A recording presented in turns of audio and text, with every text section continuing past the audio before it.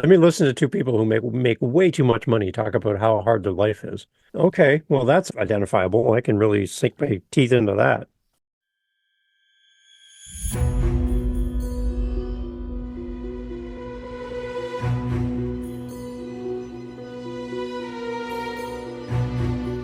Dave Campbell, you are the Canadian podcaster. Well, yes. What, 9 shows right now, I think? Nine shows, over 2,000 episodes now. 9 Yeah. shows. And right now you're in the middle of Santa. And I started listening now. I can't remember the exact name of it. It's the Daily Santa podcast. Yeah, the Daily say it Santa again, I'm sorry? podcast. The Daily Santa podcast. The Daily Santa. Yeah, so that's a There you different go. show. So Oh, that's another side of Dave there. You're So, yeah, listening to that? Wow. I am. Okay, I'm checking all it right. out. Yeah. And Okay, it's good. all right. I like it. It gives me a lot of ideas and a lot of things to think about with all the different voices and characters and things you have going on in that. It's cool. And I think it's great to have a show for kids like that. Yeah. But so you have a bunch of shows, as we noted, and one of them is the How to Podcast series. Mm-hmm. And I was curious, because I'm sitting here and I'm talking to podcasters. I'm also talking to coaches that are brave enough to come on this show. Which podcast? I mean, did one of the other podcasts come first, or did How to Podcast series come first? How to Podcast was number 4 out of Okay. 9. So, yeah, so there was 3 other before that. And did that came about because you sort of felt there was a hole in? Oh, there's a chasm in podcasting that I don't know. I try to be very kind on my show because I don't want to throw dirt at people, because I'm sure people have good intentions, but sometimes the intentions don't show up on the mic. And I just felt like people were being super critical of people who didn't do it their way as the host. And I'm like, why is it there's only one way to do something? Like there's many different paths to get to the same destination. So I talk to people who do things completely different than I do, and I'm not threatened by it. And I think it's actually good, because you can listen to me and you can listen to them and go, well, I think their way is better than Dave's way. I'm going to go with them. And I'm fine with that, because the more people who get inspired to share their voice, the better. So I might not be your choice, but my co-host might be. So then follow them. So that's kind of the idea. I didn't want it to be a show about my opinions and only what I know about podcasting, because I only know so much. I don't know everything. So why pretend? Why don't just bring other people on who see things differently and learn together in the community aspect? So yeah, that's kind of the approach. A little different than all the other podcasts about podcasting. Right. Well, and I have to believe there's some overlap between, we were talking a little bit about some of the inspiration for me doing this show. I have to believe some of the inspiration for your show, your How to Podcast series, was also just this kind of inundated podcast guru stuff coming at you, right? And for me, you went, I'm going to go help people with a serious show. I went, well, I'm going to go help people with a silly show that we can have some fun with and a space to talk about this stuff. And also just to feel like maybe let the pressure off a little bit for doing all those things. So This feels very weird to do this. I feel like I'm going to get in trouble, but I want to get in trouble, Dave Beckmeyer. Come on. right. So we need to get into trouble a little bit, but good trouble, right? Yeah. Good trouble. Yeah. So I mean, how long? So that you've been doing that show for a while. I think you have, I don't know, 500 episodes. How many episodes do you have of that show? That one's at 540 right now. So you've been doing that show a while. You were partly inspired, at least, by a lot of the guru advice out there. Bad guru advice. Bad guru advice. And so I guess, kind of how have you seen that guru landscape change? I mean, is some of it just the same old stuff rehashed, or, what are some trends you see in the guru world? What I find interesting is I can see the gurus are listening to my show in my stats, because they have identified where they live on their shows. And then when I look at my show, I can see a listen in that city and go, oh, I'm pretty sure that's them. So I know they're listening, so that's fun. But yeah, I think, if anything, I think it's getting worse. If I could be really somber for a second, it's Yep. getting worse. It's getting worse. And it's getting more and more divided. And my show from the beginning has been a pushback against gatekeeping, which is podcasting was meant to be gate kept free. Like, nobody should be able to stop you from doing whatever the heck you want to do. And I just firmly believe that anybody who sets themselves up and says, this is the path, then they're saying that all the other paths are not the path. And that means gatekeeping. And that's the opposite of everything that podcasting was meant to be. So when I hear podcasters going down that path of, this is the way you do it, I'm just like, well, why? I don't understand why your way is the way. And everyone else is wrong. That doesn't make any sense to me. And I just had one yesterday. It basically said, if you're not making money with your podcast, you're not a credible podcaster. And to that, I say, monetize this. Come on, right? It's right in the name of your show, right? Yeah, and I'm like, well, wait a minute. And then I just did some research, and I'm like, I found out there's 92%-ish. I know that 73% of stats are made up, but 92% of podcasters don't make life-changing money with their podcast. They might make some money, take your wife out for dinner or, buy the dog a treat type stuff, but not like pay my mortgage, pay for everything money. So that means 8% of people with a podcast are making a living. Like, that's their job. That's their whole career. 8%.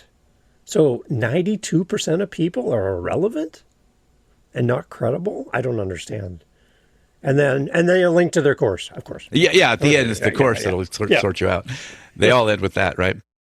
Well, and some people literally, they want to get a message out. They want to have some fun even. Some people just want to have some fun. And those are all perfectly fine reasons to have a podcast.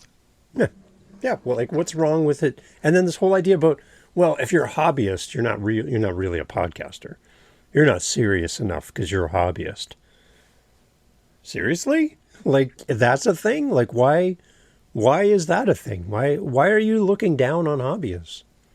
But again, 92% of people don't make significant money with their show. So there's a ton of hobbyists in there. Are they irrelevant? I don't think so. Right. Yeah. Well, I was going to do a few rapid fires, and maybe these will also trigger some ideas, things that you've seen. Seatbelt on for this. Yeah. So this is from a list I recently saw from one of these, here's all the steps, the formula for building your show. So they talk about the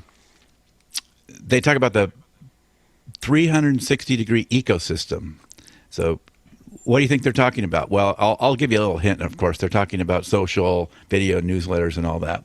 So what are some thoughts about that? Good advice, bad advice? How much do we take that with a grain of salt? Well, are we talking to the 8% or the 92%? Right. The right. 92, many of these questions come back to what your goals are. Yeah. Yeah. The 92% most likely has a job, and they're doing this, like me, after hours or in the margins of life. Do they have time for a 360-degree commitment to all of the different steps that this person is promoting? I don't think so. Maybe the 8% do, but they have a team, and the team does all that. Right. So not the host. The host is just the talent. They just show up and talk. Everyone else does all the other stuff that this person's promoting. So 8% would do it, but the host won't, most likely. For the 92 and the 8, the team's going to do all that stuff. So do you have a team? No. It's me. It's just me. Me, my headphones, and a microphone. So no, I don't have time for 360-degree. What about you? Yeah, no, I've had to scope that for sure. And again, I think there's another side of that too, is where is your audience, right? Right. And if you're just going everywhere, is that because you don't know where they are? Or, like you say, you have to have unlimited resources to dump into all that? But yeah, that's another piece of it. It's like a flashlight with no batteries. You just stumble and all over yourself. You have no idea where you're going. Right. Yeah. I'm sure you have some thoughts on this one. This person recommends that all the top shows run paid acquisition. So, in other words, buy your listeners. What are your comments on that?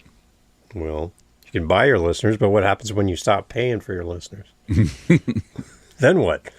You see your nice big gold. I remember seeing Rob Walsh from Libsyn was doing a presentation, and he showed graphs of people paying for listens, and then when they stop paying for listens, and it's just a cliff of listeners go from this tall number to nothing. And it's like, okay, well, that's a great audience. That means nothing to an advertiser if that's your goal, because those aren't real people. So anyways. Yeah, and I think this is actually good advice, but it almost counters, it's almost the opposite of paid acquisition, which is the whole idea of sort of churn and losing customers, right?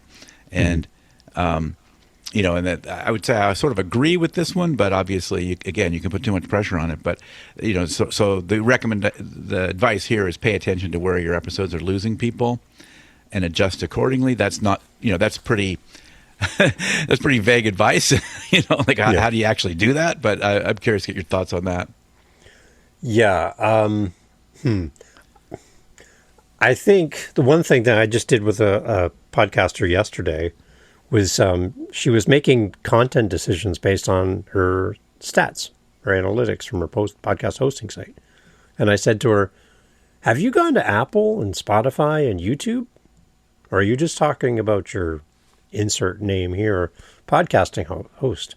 And she's like, no, I just go to my host. Have you ever been to Spotify backend and Apple's backend? She's like, no, I've never been there.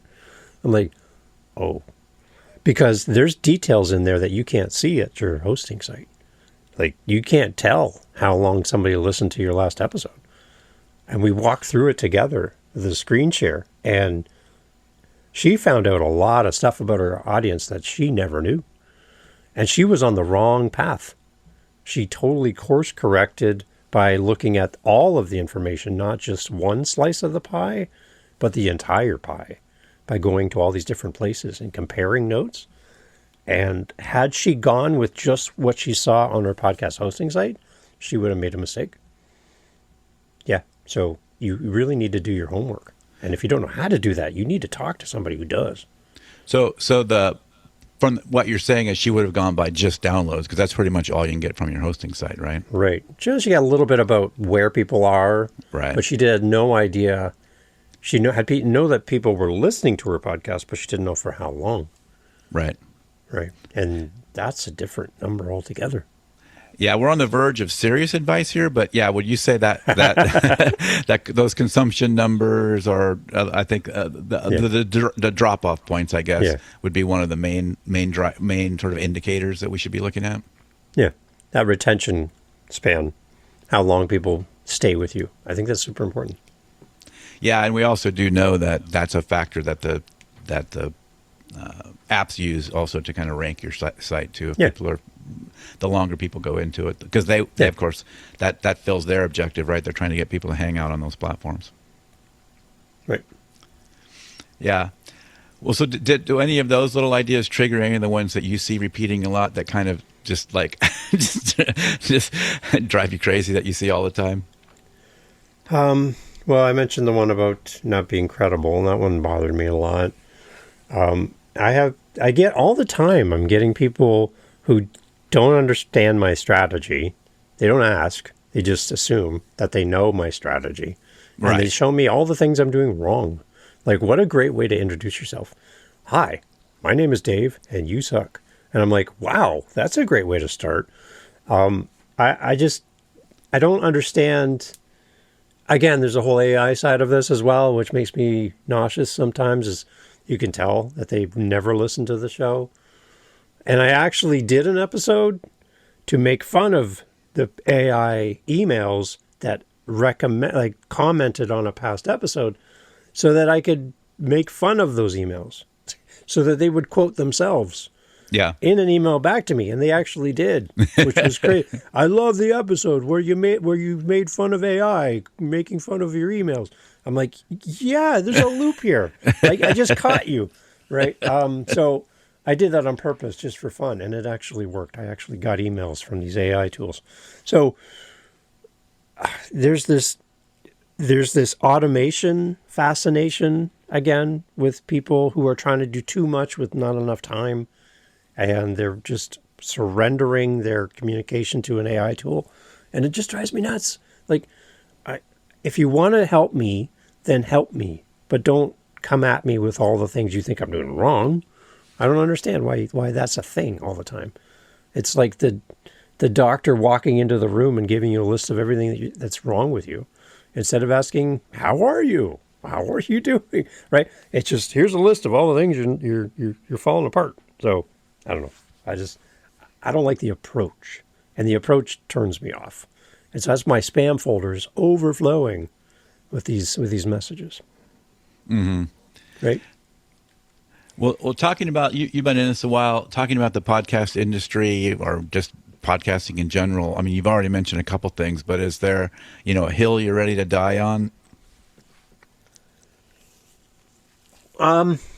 Well, I just did this episode today, so it's like top of mind. It's based upon this idea: stay small enough, long enough, and you'll be big enough soon enough. So I'll say it again. Yeah, I got to write this down, I think. Yes. I know. Your brain's like, wait, what? Stay small enough, long enough, and you'll be big enough soon enough. So that can be interpreted about 10,000 ways. I know. So the idea is that people, when I meet with podcasters, they want to just start big. Right. If I have a big launch and I get lots of attention, I'm going to go viral with my podcast.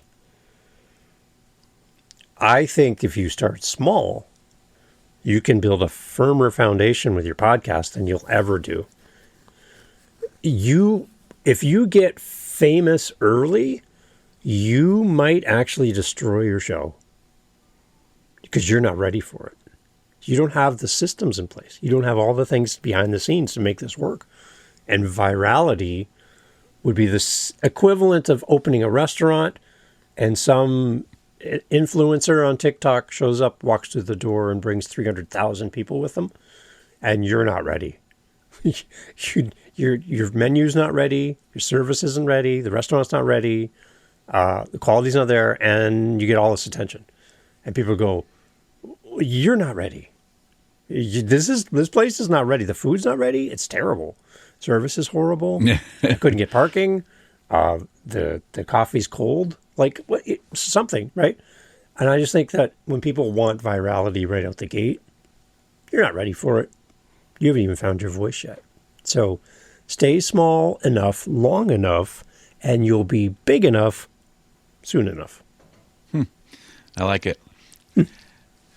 All right. Well, so listen to this. How about you, if you had I know you wouldn't do this because you're just such a nice guy, but if there was an enemy and you could give them what's the advice you'd give them? What's the guru advice you'd give them if you had an enemy trying to do this? Sign up for a $2,000 course, learn from a guru, get all of their content, and then pretend it's yours. Hey, that actually sounds like a plan. That I can see somebody doing that. It's actually done. Yeah. So now you have mini versions of the guru who set up this certification, and now his gurus have now left the nest and are now doing the exact same show in other places, branded as the other people now who have taken the course, and all they're doing is regurgitating the original message. So now, instead of there being one show by one person, there's 15 shows exactly the same, quoting the master and just putting it out there. And it's like, for $2,000, I could use $2,000. Sure, come on. Right? If that's and I don't understand why people are signing up for these things. I don't understand. I don't get it. Why have I not thought of this? Why am I not making $2,000 per person? My wife would be thrilled. Finally, this is making some money. But I can't. I don't know if I could sleep at night if I just did that. And I don't know if I want 15 versions of me. I don't think the world needs that. Really. Do you like the multi-level marketing version of Dave? No, I don't think we need a bunch of me, right? Here we are, two Daves together having a conversation, but we don't need more of this version of Dave. Maybe more of you. I like you. But me, I don't know. Anyway, so that's actually a reality in podcasting, and it makes my heart sad. Because when I listen to their show, I hear the other show. I don't hear your show. I don't hear your thoughts. I hear the other person's thoughts, not you. And these people have never had a podcast before meeting that person. So they've learned from the person and they're just regurgitating what they said, but they've never done it themselves. And I'm like, oh, that's sad. So sad. Yeah, I think they're trying. I think they're trying, but yeah. So that's a hill, and I'd be like, that kind of stuff makes me wonder if podcasts is sliding backwards a little bit. Well, you know, that actually, there's something I sort of feel like I want to talk to a lot of these folks like yourself that have been doing this for a while, is that even what the word podcast even means, you know, is kind of just all over the place, you know, and I think of it a couple of camps, you know, there's sort of the camp that thinks of it along sort of the technical side of it, sort of like it's an RSS feed and it's a media, you know, there's like these apps and it's sort of like that side of it. And then there's kind of this artist side. Like I saw a conversation that where somebody was talking about people, they were asserting that people sort of spend too much time worrying about what everybody else is doing in their genre or whatever, right? And not just kind of making, becoming themselves, deciding what they are going to be. And I think that's something to be said for that. It doesn't hurt to sort of see what people are doing, but you could fall into spending too much time there. But then they were taking heat from some of these kind of long time, you know, podcaster purists kind of thing, saying, oh, you're not respecting the art, you know, if you're not, you know, really know who all the big podcasters are and you know their history and, you know, and to be honest with you, I don't know very much about the history I just saw the thing of the Hall of Fame podcaster list coming out and I looked at it. I know about 3 of the, you know, people I've ever heard of about 3 of the people on there. So am I a bad podcaster because I don't care that much about that world? Yeah. Right. Yeah. Like, what's pizza? Is it how it's delivered to your house or is it the pizza? Right? Who cares how it gets to your house? Did somebody deliver it? Did you go pick it up? Did you? Right? That's the delivery of it. It's podcasting, how it's delivered to you. What's more important is the pizza. I don't order a pizza just to see how it's going to be delivered. I order the pizza because I want the pizza. I want to eat the pizza. So the big thing in all of podcasting is it's not really how it's delivered to you. It's the content. It's the pizza. That's the most important part, right? And when I hear people say, find me wherever you find podcasts, do you realize that some people think TikTok and 10 seconds on TikTok is a podcast? Right. To them, that's a podcast. So you might not think it's a podcast, but they do. So if you are brave enough to say, find me wherever you find podcasts, then are you findable on those places that you don't consider a podcast? If you're a purist or not? Your audience is there and they don't see you. So, right? What's the real answer there? I'm not really concerned about how people find the show. I do like the idea of the traditional model where you post it one place and it goes to many places. That's a lot easier than posting individually, manually, over and over and over again. That's a lot of work. So I give it to one place and it goes to Apple, Spotify, Audible automatically. That's great. I love that. That's great. That's easy. But what if there's something new down the road and it doesn't fit that mold? Does that mean it's not a podcast? Well, that seems short-sighted, I think. Whatever people think a podcast is, from a listener and a viewer point perspective, then that's what a podcast is. How it gets to you, that's not as important as the content that gets to you. So that's kind of my approach. Talking about the content side and what people think a podcast is kind of funny too, because again, you have these purists that like, you know, you must study the art form and, you know, there's just, like somehow there's like You guys can't see Dave's expression, but and for some people, it's also this a podcast is this casual thing. I'm gonna watch it, and it's gonna be people sitting at a table with a microphone in front of their face. And if you're not doing that, that's not a podcast either, right? That's what they're expecting a podcast to be.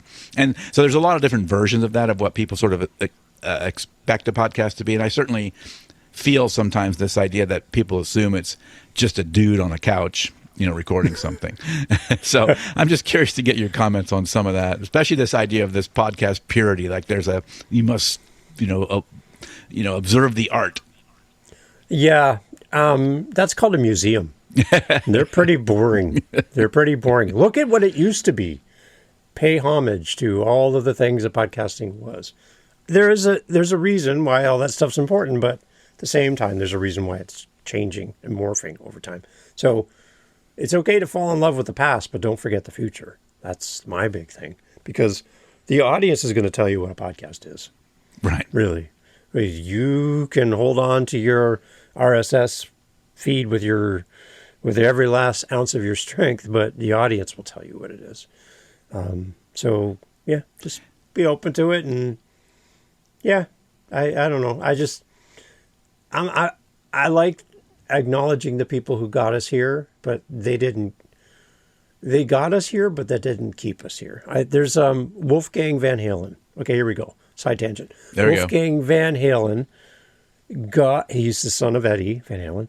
Wolfgang has his own band, Mammoth, and he has gotten on stage because of his last name, Van Halen, right? They're like, oh, yeah, got to get Eddie's son up here and play guitar. He said, my name might have got me on the stage, but my playing and me as an artist got me the next gig. Like, it got me my foot in the door having a famous last name, but it didn't keep me there. I had to show up. I had to do the thing, right? So we can acknowledge the past and what got us here as podcasters, but we also have to then work hard on what keeps us here. And that could be how podcasting evolves over time. And if we're not in step with where technology goes with AI and all that other stuff, platforms that come and go, we're going to be irrelevant at some point if we don't keep moving forward. So podcasting has always been like an instigator. It's always been unchallenged. You can't box it in. Nobody can stop you. It's been this rebel. And then it got really, really boring. Like it formulaic. Became very, very political and predictable, and a lot of suits sitting around big business tables and making big decisions. And the rebel side of podcasting is just kind of quietly got dimmer. And I'd like to stir it up a little bit. That's why I like your show, because it's time to poke at it a little bit and see if it fights back. So, yeah. Yeah. I want to give it a little kick in the butt.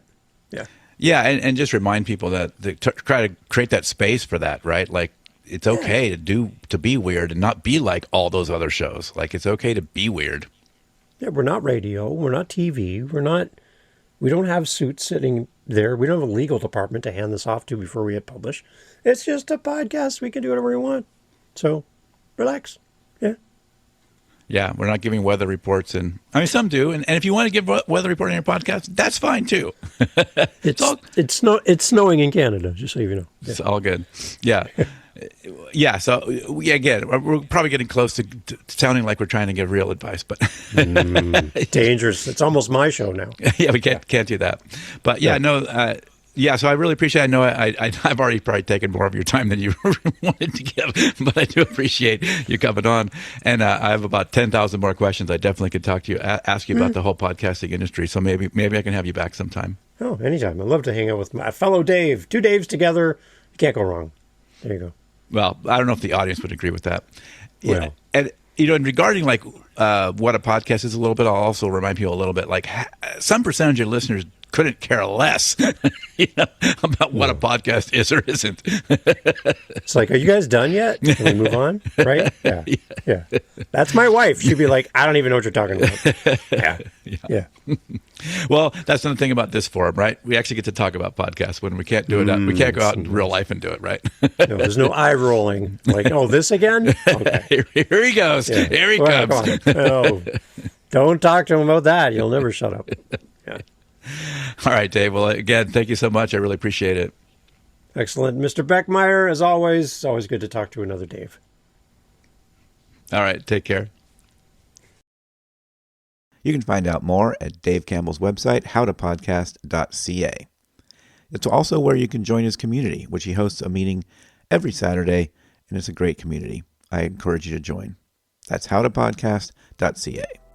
Thanks for listening to Monetize This. I'm your host, David Beckmeyer, and you can find out more about this show at monetizethispodcast.com.